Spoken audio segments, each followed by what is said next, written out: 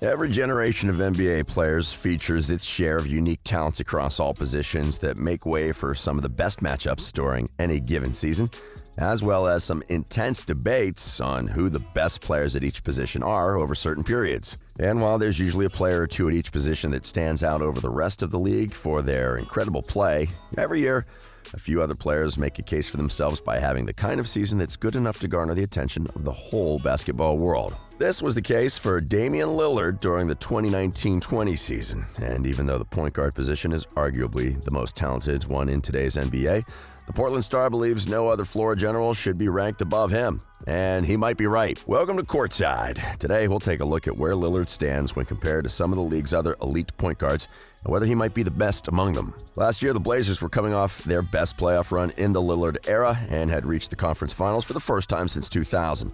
Despite being overpowered by the Warriors, they were expected to keep getting better going forward.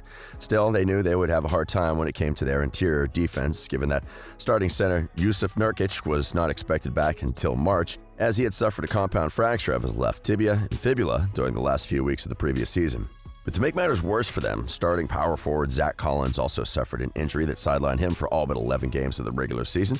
So with both of their starting big men and arguably their best defensive players out for most of the season, expectations quickly changed in Portland. Without their defensive anchors, they turned into one of the worst defensive teams in the league and fell out of playoff contention for most of the season. And while it would have been easier for them to just give up and wait for a better chance on the following season, Lillard was not willing to let that happen. With the help of CJ McCollum and the recently acquired Carmelo Anthony, Lillard did everything that was in his power to help keep the Blazers competitive as they waited for the return of Collins and Nurkic. Among the many things he did to keep his team afloat, the point guard had by far his best defensive season to date, finishing with career-high averages in points, assists, and field goal and three-point shooting percentages. Along the way, he has also had some of the best defensive outputs in recent years from a player not named James Harden, which included a couple of 60-point games, his first career triple-double, and a 6-game stretch in which he averaged 48.8 points per game. Still, when March came around, his team wasn't close to a playoff spot, and his production was being limited because of a groin injury he had suffered a few weeks earlier. So, when the season was suspended because of the coronavirus pandemic, it's safe to say that no other team benefited more from the additional rest than the Trailblazers. Aside from allowing Lillard to get back at full strength, the months off gave Nurkic and Collins additional time to fully recover and get prepared for a potential last-minute run at making the playoffs. And when the league announced it would introduce a new play-in format in the seeding games in Orlando, Damian and his team knew that the postseason was well within reach. All they had to do was play their best basketball of the season. And so they did. With a healthy roster for the first time in the season and with Lillard playing better than ever before, Portland won 6 of its 8 seeding games to take the 8th seed away from the Memphis Grizzlies, who then they defeated in the play-in tournament. During this stretch, the point guard averaged 37.6 points, 9.6 assists, and 4.3 rebounds per game while shooting 50% from the field and 44% from three-point range and helping his team win some close games late in the fourth quarter. For his effort, he was awarded the Seeding Games MVP trophy, and 2 of his games had historic relevance. By scoring 51 points against the Philadelphia 76ers, he joined Allen Iverson as the only player under 6'5" to have 10 50-point games during their careers. Then, by scoring 61 against the Dallas Mavericks, he joined Wilt Chamberlain as the only player to have at least 3 60-point games during a single regular season.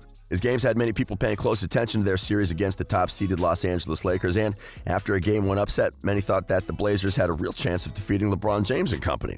And while the Lakers answered by winning the next 4 and Lillard was forced to miss Game 5 because of injury, he had managed to make sure his team gave itself a chance and even had people believing that a deep playoff run was possible, despite all the things that went wrong for Portland during the season.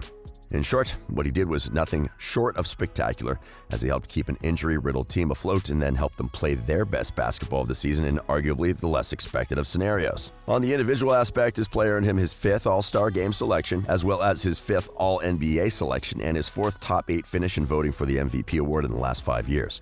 But with the 2019-20 season already behind him, it's time to answer the question, has Damian Lillard turned into the best point guard in the NBA? First, we're going to start by evaluating the current season. With both Kyrie Irving and Steph Curry out for most of the season because of injury, the spot for the best point guard in 2020 was there for the taking, and it's hard to argue against Lillard considering the impact he had for his team this year. When comparing what he did to what other point guards were able to do during the season, few, if any, come close to either his production or his impact, let alone both of them. Kyle Lowry and Kemba Walker didn't have the most impressive numbers, but were among the main reasons why their respective teams were successful this season. However, both were surrounded by more all-star players, and while their teams also struggled with injuries, both the Celtics and the Raptors were healthier than the Blazers.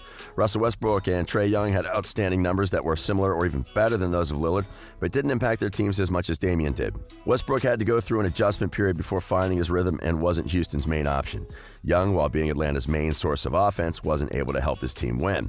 Chris Paul helped his team exceed even the most optimistic expectations and had decent numbers himself, but his teammates, despite not being the most talented supporting cast in the league, didn't struggle with any major health issues. Others like Goran Dragic and Jamal Murray had solid regular seasons, but it wasn't until the playoffs when they took their game to an all-star level. Then there's Luka Doncic, the player who was named to the All-NBA first team instead of Lillard. When it comes to talent and leadership, Doncic is arguably as good as Lillard, if not better, and both his numbers and the impact he had for the Mavericks this season back that up. However, it's still not clear whether Luka should be viewed as a point guard. That's not to take anything away from him, as he did an incredible job as his team's main ball handler and primary creator, but his versatility makes it hard to classify him as a point guard. He can play any position from the 1 to the 3 and has already done it. But since the other players we've mentioned so far have been playing only as point guards for many years, we won't consider Doncic as a full point guard, at least for now. With that said, it becomes clear that no other point guard was better than Lillard during the 2019-20 season. But now, what about the debate on who's the best point guard overall? When comparing the season to the last few years, there's one clear difference when it comes to evaluating who the best point guard is. Irving and Curry were not healthy this time around, and that worked in Lillard's favor. When comparing the 3-point guards, it's evident that both Steph and Kyrie have something that Damian doesn't: championship ring. Also, for the better part, their respective teams have been more successful in the playoffs than the Trailblazers. But before we go deeper into the team aspect, we'll take a look at how they compare to each other on the skill level. Lillard and Curry have very similar skill sets. As a matter of fact, both players are usually compared to one another. On the individual aspect, perhaps the only major difference is that Curry seems to be more creative when creating a shot, either for himself or for a teammate. But aside from that, their games aren't that different, and some of the clear differences have something to do with either the system in which they play or the players that surround them. To name an example, since the 2015-16 season, Draymond Green has been the Warriors' primary creator and has averaged more assists than Curry over the regular season, allowing the point guard to focus more on his own shot. Lillard, on the other hand, has been surrounded by players that are capable of creating for others like McCollum and Nurkic, but who have never been their team's first option when it comes to passing the ball. Now, when compared to Kyrie, there are a few noticeable differences. While both players are great creators for their teammates, they can be classified as shoot-first point guards, but the way they create their shots is slightly different. Needless to say, Irving is arguably the league's best ball handler and is one of the most ball-dominant players there is. Lillard, while also an excellent ball handler, relies a little less on his dribbling moves to create a shot. Last but not least, the situations in which all of them have played must be mentioned, as they're a big difference maker.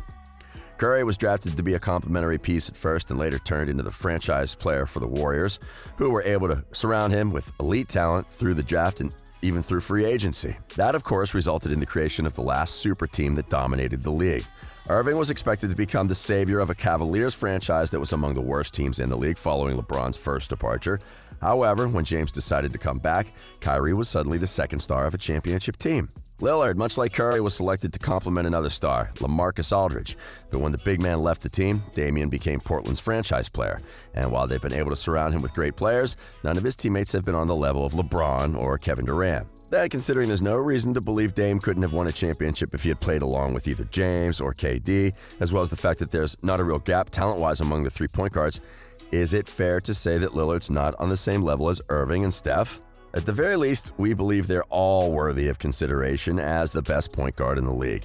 And whoever you prefer over the others, there won't be that much of a difference when it comes to talent. All in all, the truth is there's never going to be an answer that pleases everyone when it comes to this kind of debate. Still, we thought it'd be a good exercise to take a look at how Lillard compares to other star point guards in the league. And whether you're a fan of his or not, Damian has been able to do something incredible in Portland while also embracing the challenge of trying to lead his team to a championship instead of looking to join another team.